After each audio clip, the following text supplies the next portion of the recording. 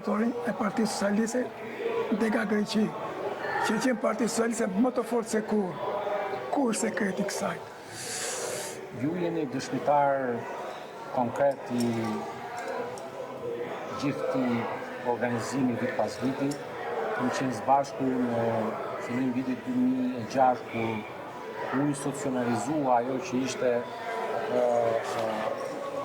në organizata më të vogla të Partisë Socialiste, me një degë të mirë strukturuar, me Asambleë Socialiste të Greqisë, me struktura jo vetëm në Afrin dhe në Selanik, por sikur se thashe dhe gjatë fjalës time në këtë përvjetor, ne jemi sot e vetëm një parti politike e huaj në Greqi që ka strukturat e veta. Pra nuk flas vetëm një parti politike shqiptare, por e huaj dhe që ka strukturat e veta në çdo cep të Greqisë, nga veriu, nga Kastoriare e Kavalla deri në Kret, në Chios apo në pjesë të tjera të Greqisë.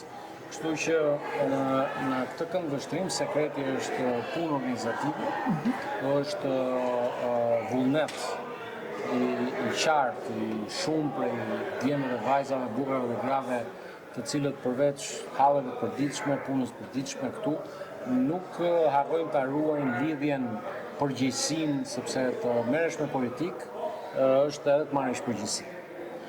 Padyshim që është kështu. Kështu që gjej rastin që këto 20 vjetor t'i falenderoj gjithë ata që kanë kontribuar dhe sikur se u shpreha, është edhe një moment për të kaluar në një fazë të re të organizimit tonë. Prandaj ne do të fillojmë një proces të ri organizimi me zgjedhje të reja në diasporë, tani jo vetëm në Greqi apo në Itali ku i kemi degët tona, por do të përzgjedhin dhe strukturat tona organizative, drejtuese, edhe në Gjermani, edhe në Britaninë e Madhe, edhe në Kanada, edhe në Shtetet Bashkuara të Amerikës, edhe në vende tjera ku ka komunitete shqiptarësh në diasporë. Zoti, këtu ne kemi një diasporë shumë të organizuar dhe integruar. A mendon Partia Socialiste të thithë një brez të rinj në Shqipëri? Ka një plan të kësaj? Kjo është një sfidë të cila mbetet për ne një objektiv i qartë. Pra, ftesa për djemë dhe vajza të suksesshëm, të cilët kanë kryer studimet, janë profesionistë, spikator, mbetet gjithmonë e hapur. E vërteta është që edhe në zgjedhjet e 11 majit, Partia Socialiste ishte e vetmja parti që kishte në zgjedhjet në listat e veta përfaqësues të diasporës, dhe madje njëri prej tyre, një sipërmarrës i suksesshëm, një doktor i spikator si Vasil Llajo, është sot edhe përfaqësues në Kuvendin e Shqipërisë, por kemi edhe përfaqësues të tjerë të cilët kanë jetuar një kohë në jashtë vendit, janë përfshirë në strukturat e Partisë Socialiste, u zgjodhën dhe përfaqësojnë sot diasporën në Kuvendin e Shqipërisë.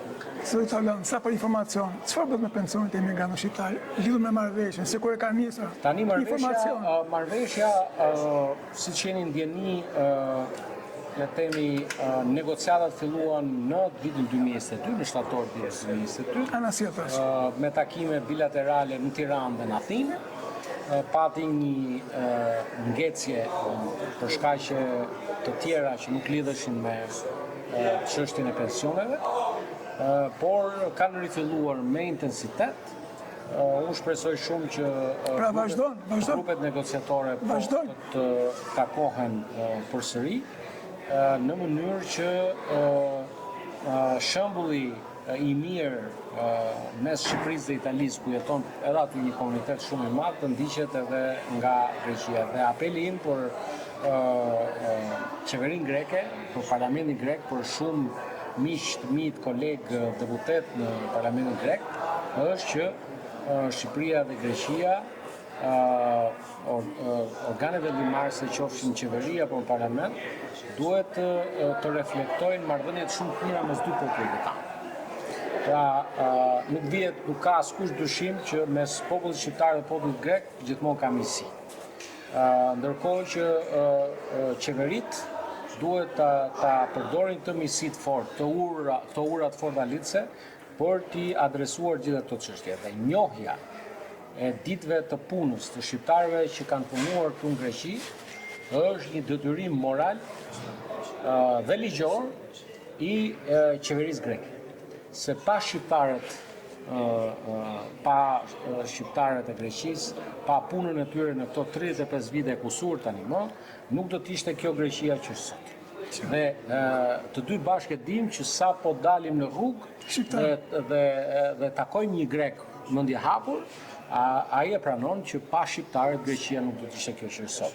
Pra, klasa politike greke sot duhet kuptoj qartë, kushdo qoftë në qeverisje, qoftë e djatha, në demokracia, apo e majta me Pasokun, apo me Sirizën, apo kushdo tjetër, e di fare mirë që ky është një detyrim i parësh ligjor, se ne nuk po kërkojmë sevap.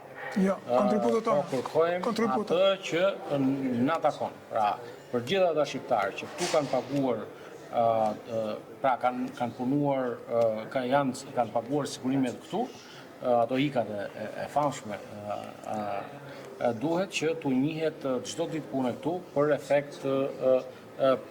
efekt pensionit dhe po ashtu dhe që qytetarë sot që jetojnë në Greqi, po kanë punuar diku në Shqipëri dhe ditët e pensionit në Shqipëri t'u njihen, sepse në 2030 nuk ka më asnjë dyshim që Shqipëria do të jetë antar e Bashkimit Evropian dhe do të ishte e udhës që kjo marrëveshje të mbyllej përpara se sa Shqipëria të hyjë në Bashkimin Evropian, se pastaj do të jetë s'ka nevojë.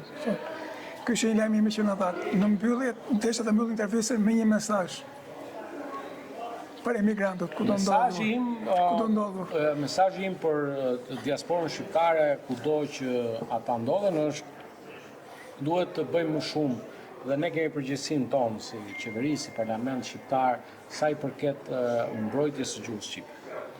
Pra, më vjen keq shpeshherë kur takoj fëmijë me prindër shqiptar të cilët nuk e flasin gjuhën shqipe, ndërkohë që jemi një kombë që kemi luftuar shumë për gjuhën shqipe. Pra, jemi një kombë që ku fqinjët janë munduar shpeshherë që ta asimilojnë gjuhën shqipe. Jemi një kombë që kemi luftuar, kemi derdhur gjak për ta mbrojtur gjuhën shqipe. Tani më nuk jemi në kushtet që për të mësuar gjuhën e prindërve të tu, gjuhën e vendit të nam të rrezikosh jetën, por të duhet të planifikosh pak kohë që edhe pse ke mësuar si gjuhën tënde të parë, gjuhën e vendit ku ti jeton, duhet ta kuptosh që është detyrim ta mësosh gjuhën e gjakut tënd, gjuhën shqipe. Kështu që thirrja ime për gjithë diasporën është ne duhet bëjmë më shumë për ta mësuar gjuhën shqipe. Sot jam krenar që në Greqi flas për disa programe konkrete, programi ynë mësues për Greqinë ka dhënë efektin e vet. Sot kemi një numër të konsiderueshëm mësuesish dhe mësueses që paguhen nga qeveria shqiptare për të dhënë pra ka një organizim për të dhënë mësim gjuhën shqipe. Do ta shtrim edhe më tej. Sot kemi një rrjet për më shumë se 900 mësues në gjithë botën, por kjo nuk janë mjaftueshëm po të kemi parasysh potencialin e nxënësve. Potenciali i nxënësve do të shkon përtej 450.000. Armata e madhe. Një numër i konsiderueshëm dhe një sfidë e madhe përpara. Kështu që ju përshëndes nga Athina dhe faleminderit për ftesën.